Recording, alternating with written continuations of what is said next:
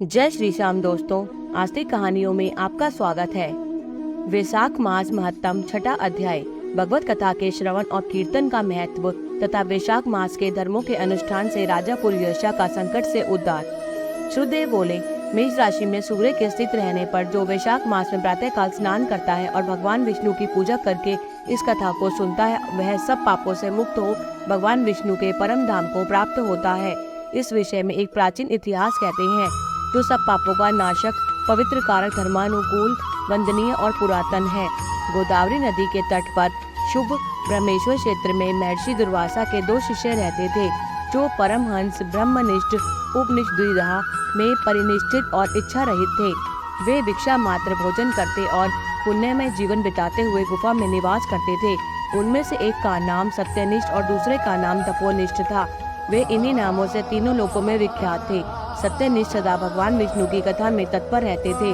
जब कोई श्रोता अथवा वक्ता न होता तब वे अपने नित्य कर्म किया करते थे। यदि कोई श्रोता उपस्थित होता तो उसे निरंतर वे भगवत कथा सुनते, और यदि कोई कथावाचक भगवान विष्णु की कल्याणमयी पवित्र कथा कहता तो वे अपने सब कर्मों को समेट कर श्रवण में तत्पर हो उस कथा को सुनते, और वे अत्यंत दूर के तीर्थों और देव मंदिरों को छोड़कर तथा कथा विरोधी कर्मों का परित्याग करके भगवान की दिव्य कथा सुनते और श्रोताओं को स्वयं भी सुनाते थे। कथा समाप्त होने पर सत्यनिष्ठ अपना शेष कार्य पूरा करते थे। कथा सुनने वाले पुरुष को जन्म मृत्युमय संसार बंधन की प्राप्ति नहीं होती, उसके अंतःकरण की शुद्धि होती है। भगवान विष्णु में जो अनुराग की कमी है वह दूर हो जाती है और उनके प्रति गाढ़ अनुराग होता है। साथ ही साधु पुरुषों के प्रति सौहार्द बढ़ता है। रजोगुण रहित गुणातीत परमात्मा शीघ्र ही हृदय में स्थित हो जाते हैं। श्रवण से ज्ञान पाकर मनुष्य भगवत चिंतन में समर्थ होता है। श्रवण, ध्यान और मनन यह वेदों में अनेक प्रकार से बताया गया है। जहाँ भगवान विष्णु की कथा न होती हो और जहाँ साधु पुरुष न रहते हो, वह स्थान साक्षात गंगा तट ही क्यों न हो, निसंदेह त्याग देने योग्य है। जिस देश में तुलसी नहीं है अथवा भगवान विष्णु का मंदिर नहीं है, ऐसा स्थान निवास योग्य नहीं है। यह निश्चय करके मुनिवर सत्यनिष्ठ तथा भगवान विष्णु की कथा और चिंतन में संलग्न रहते थे। दुर्वासा का दूसरा शिष्य तपोनिष्ठ दुराग्रह पूर्वक कर्म में तत्पर रहता था। वह भगवान की कथा छोड़कर अपना कर्म पूरा करने के लिए इधर उधर हट जाता था। कथा की अवहेलना से उसे बड़ा कष्ट उठाना पड़ा। अंततोगत्वा कथा परायण सत्यनिष्ठ ने ही उसका संकट से उद्धार किया। जहाँ लोगों के पाप का नाश करने वाली भगवान विष्णु की पवित्र कथा होती है, वहाँ सब तीर्थ और अनेक प्रकार के क्षेत्र स्थित रहते हैं। जहाँ विष्णु कथा रूपी पुण्यमयी नदी बहती रहती है, उस देश में निवास करने वालों की मुक्ति उनके हाथ में ही है। पूर्व काल में पांचाल देश में पुरुयशा नामक एक राजा थे, जो पुण्यशील एवं बुद्धिमान राजा गुरुयशा के पुत्र थे। पिता के मरने पर पुरुयशा राज्य सिंहासन पर बैठे वे धर्म की अभिलाषा रखने वाले, शूरता, उदारता आदि गुणों से संपन्न और धनुर्वेद में प्रवीण थे। उन महामती नरेश ने अपने धर्म के अनुसार पृथ्वी का पालन किया। कुछ काल के पश्चात राजा का धन नष्ट हो गया। हाथी और घोड़े बड़े बड़े रोगों से पीड़ित होकर मर गए। उनके राज्य में ऐसा भारी अकाल पड़ा जो मनुष्यों का अत्यंत विनाश करने वाला था। पांचाल नरेश राजा पुरुयशा को निर्बल जानकर उनके शत्रुओं ने आक्रमण किया और युद्ध में उनको जीत लिया। तदनंतर पराजित हुए राजा ने अपनी पत्नी शिखिणी के साथ पर्वत की कंदरा में प्रवेश किया। साथ में दासी आदि सेवगण भी थे। इस प्रकार छिपे रहकर राजा मन ही मन विचार करने लगे कि मेरी यह क्या अवस्था हो गई है। मैं जन्म और कर्म से शुद्ध हूँ, माता पिता के हित में तत्पर रहता हूँ, गुरु भक्त, उदार, ब्राह्मणों का सेवक, धर्मपरायण, सब प्राणियों के प्रति दयालु, देव पूजक और जितेंद्रिय भी हूँ। फिर किस कर्म से मुझे यह विशेष दुख देने वाली दरिद्रता प्राप्त हुई? किस कर्म से मेरी पराजय हुई और किस कर्म के फलस्वरूप मुझे यह वनवास मिला है? इस प्रकार चिंता से व्याकुल होकर राजा ने खिन्न चित्त से अपने सर्वज्ञ गुरु मुनि श्रेष्ठ याज और उपयाज का स्मरण किया। राजा के आवाहन करने पर दोनों बुद्धिमान मुनीश्वर वहां आए। उन्होंने देखा कि पांचाल प्रिय नरेश सहसा उठकर खड़े हो गए और बड़ी भक्ति के साथ गुरु के चरणों में मस्तक रखकर प्रणाम किया। फिर वन में पैदा होने वाली शुभ सामग्रियों के द्वारा उन्होंने उन दोनों का पूजन किया और विनीत भाव से पूछा, विप्रवरों, मैं गुरु चरणों में भक्ति रखने वाला हूँ, मुझे किस कर्म से यह दरिद्रता, कोष हानि और शत्रुओं से पराजय प्राप्त हुई है? किस कारण से मेरा वनवास हुआ और मुझे अकेले रहने पड़ा? मेरे न कोई पुत्र है, न भाई है, न हितकारी मित्र है। मेरे द्वारा सुरक्षित राज्य में यह बड़ी भारी अकाल कैसे पड़ गया? यह सब बातें विस्तार पूर्वक मुझे बताइए। राजा के इस प्रकार पूछने पर वे दोनों मुनि श्रेष्ठ कुछ देर ध्यान मग्न हो इस प्रकार बोले, राजन, तुम पहले के 10 जन्मों तक महापापी व्याध रहे हो। तुम सब लोगों के प्रति क्रूर और हिंसा परायण थे। तुमने कभी लेश मात्र भी धर्म का अनुष्ठान नहीं किया।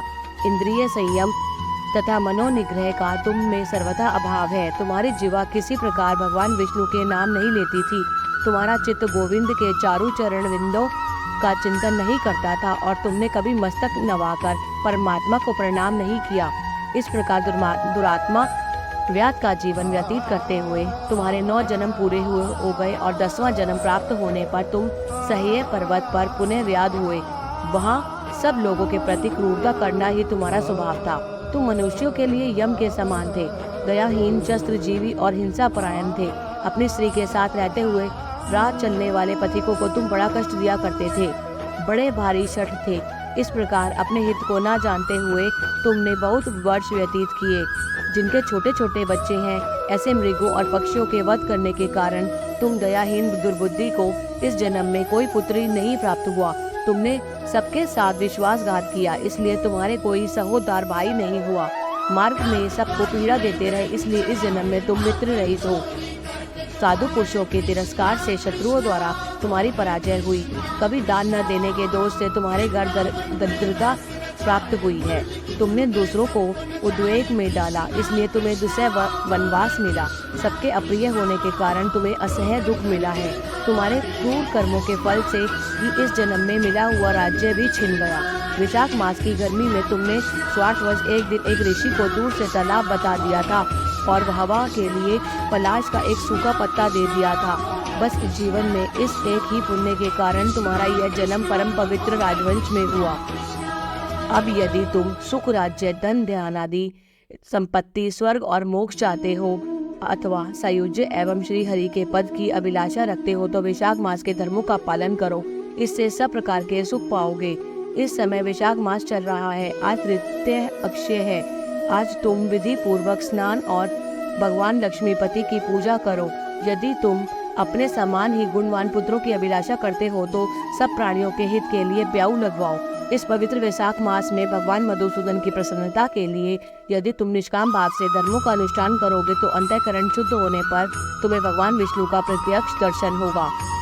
यो कहकर राजा की अनुमति ले उनके दोनों ब्राह्मण पुरोहित याज और उपयाज जैसे आए थे वैसे ही चले गए। उनसे उपदेश पाकर महाराज पुरुयशा ने वैशाख मास के संपूर्ण धर्मों का श्रद्धा पूर्वक पालन किया और भगवान मधुसूदन की आराधना की। इससे उनका प्रभाव बढ़ गया तथा बंधु बांधव उनसे आकर मिले। तत्पश्चात वे मरने से बची हुई सेना को साथ ले बंधुओं सहित पांचाल नगरी के समीप आए। उस समय पांचाल राजा के साथ राजाओं का पुनः संग्राम हुआ। महारथी पुरुयशा ने अकेले ही समस्त महाबाहु राजाओं पर विजय पाई। विरोधी राजाओं ने भगाकर विभिन्न देशों के मार्गों का आश्रय लिया। विजयी पांचाल राज ने भागे हुए राजाओं के कोष 10 करोड़ घोड़े, 3 करोड़ हाथी, 1 अरब रथ, 10,000 ऊंट और 3 लाख खच्चरों को अपने अधिकार में करके अपनी पूरी में पहुंचा दिया। वैशाख धर्म के माध्यम से सब राजा भग्न मनोरथ हो पुरुयशा को कर देने वाले हो गए और पांचाल देश में अनुपम सुकाल आ गया। भगवान विष्णु की प्रसन्नता से इस वसुधा पर उसका एक छत्र राज्य हुआ और गुरुता, उदारता आदि गुणों से युक्त उनके 5 पुत्र हुए जो धृष्टकीर्ति, धृष्टकेतु, धृष्टद्युम्न, विजय और चित्रकेतु के नाम से प्रसिद्ध थे। धर्म पूर्वक प्रतिपालित होकर समस्त प्रजा राजा के प्रति अनुरक्त हो गई। इससे उसी क्षण उन्हें वैशाख मास के प्रभाव का निश्चय हो गया। तब से पांचाल राज भगवान विष्णु की प्रसन्नता के लिए वैशाख मास के धर्मों का निष्काम भाव से बराबर पालन करने लगे। उनके इस धर्म से संतुष्ट होकर भगवान विष्णु ने अक्षय तृतीया के दिन उन्हें प्रत्यक्ष दर्शन दिया। जय श्री श्याम।